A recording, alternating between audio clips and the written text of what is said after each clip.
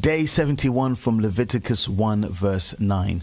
The phrase, a pleasing aroma to the Lord, is a Hebrew idiom that speaks deeply to God's covenantal relationship with his people. It does not mean that God enjoys the literal smell of burning meat.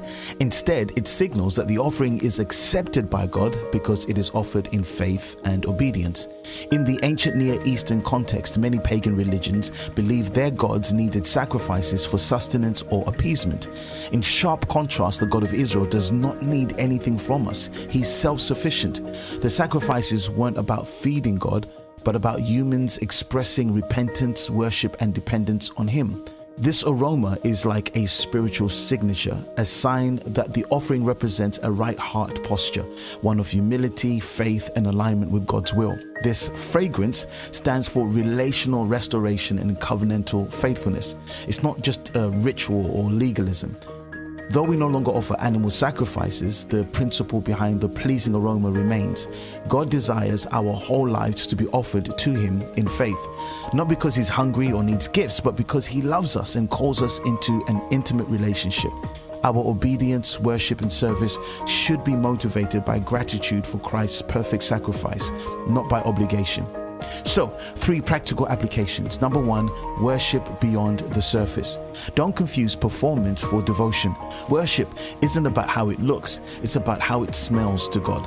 Does it come from a surrendered heart? Just as the aroma reflects the heart behind the offering, God sees beyond our actions. This week, invite God to reveal areas where your worship or service is routine or prideful rather than sincere. Number 2, live sacrificially, not selectively.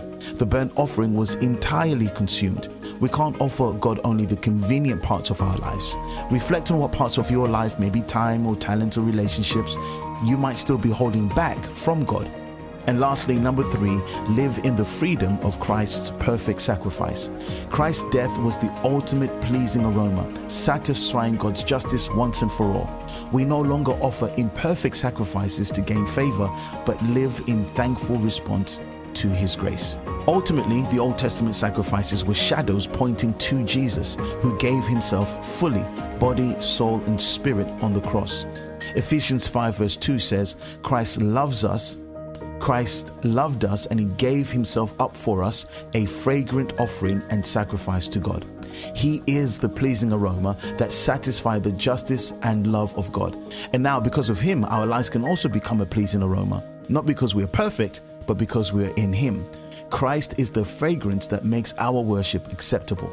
Let your life rise like incense, not to earn God's favor, but to respond to the grace already given us in Jesus.